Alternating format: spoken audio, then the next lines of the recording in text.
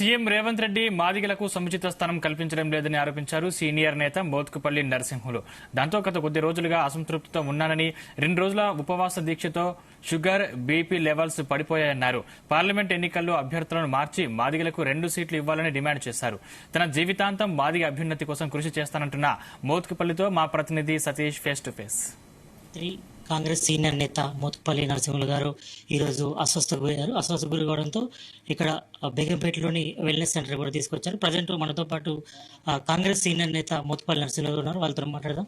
Sir చెప్పండి, sudden గా మీకు అస్వస్థకు గురి కావడానికి కారణాలు ఏంటి? అంటే గత 10-15 రోజులు సరిగా నాకు భోజనం తినటం లేదు, నేను నిద్ర కూడా పట్టడం లేదు. కారణం ఏంటంటే రిజర్వేషన్లో మా కులమే పెద్ద కులం, మాదిగ కులం 80 లక్షల మంది ఉన్నారు.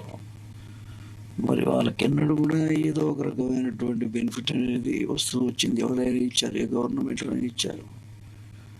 కానీ ముఖ్యంగా ఏంటంటే మాదిగలకు 3 రిజర్వ్ స్థానాలు ఉంటే ఒక్క సీటు కూడా అలాట్ చేయకపోవడం చాలా బాధాకరంగా ఉంది. అది ఎన్నడూ జరగలేదు కూడా. రెండోది ఏంటంటే మాదిగల భవిష్యత్తు ఏమిటి అసలు? ఈ రకంగా ఒక సీటు ఇవ్వకపోతే రేపు పార్లమెంట్లో ఇవ్వలేదు, రేపు అసెంబ్లీలో కూడా ఇవ్వరనుకో, మరి ఎట్లా? ఎవరు అడగాలి?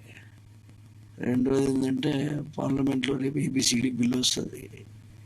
ఏబిసిడి వచ్చినప్పుడు అక్కడ ప్రస్తావన మాది కూడా అయితే తప్ప వేరే వాళ్ళు మాట్లాడలేదు. తెలంగాణ నుంచే కదా మాట్లాడాలి.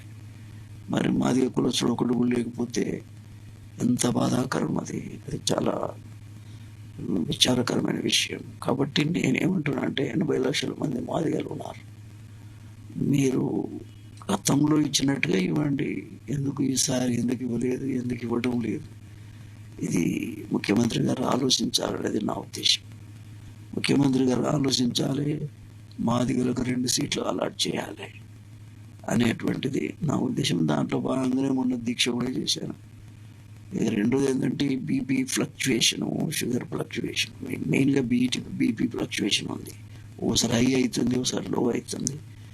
దాంట్లో భాగంగా కొంచెం ఇవాళ పొద్దున మార్నింగ్ కొంచెం తలకాయ తిరిగినట్టు అయ్యి కింద పడిపోయాను ఆల్మోస్ట్.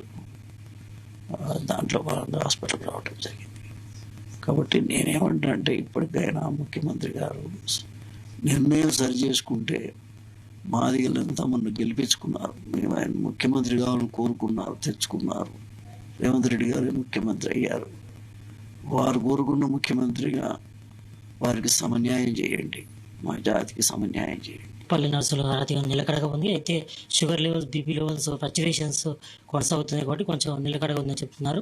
24 గంటల పాటు అబ్జర్వేషన్లు పెట్టినారు. అయితే మాదిగలకు సంస్థ స్థానం కల్పించాలని సీఎం రేవంత్ రెడ్డి ఆలోచిస్తున్నారు. తను ఆ విషయంలోనే కొంత అసంతృప్తికి లోనయ్యాను. మాదిగలకు ఇప్పుడు పార్లమెంట్ ఎన్నికలకు సంబంధించి కూడా 2 టికెట్స్ ఇవ్వాలని కూడా మోత్కుపల్లి నరసింహ గారు డిమాండ్ చేస్తున్న పరిస్థితి కనిపిస్తుంది. కెమెరామెన్ కృష్ణతో సతీష్, జీ తెలుగు న్యూస్, హైదరాబాద్.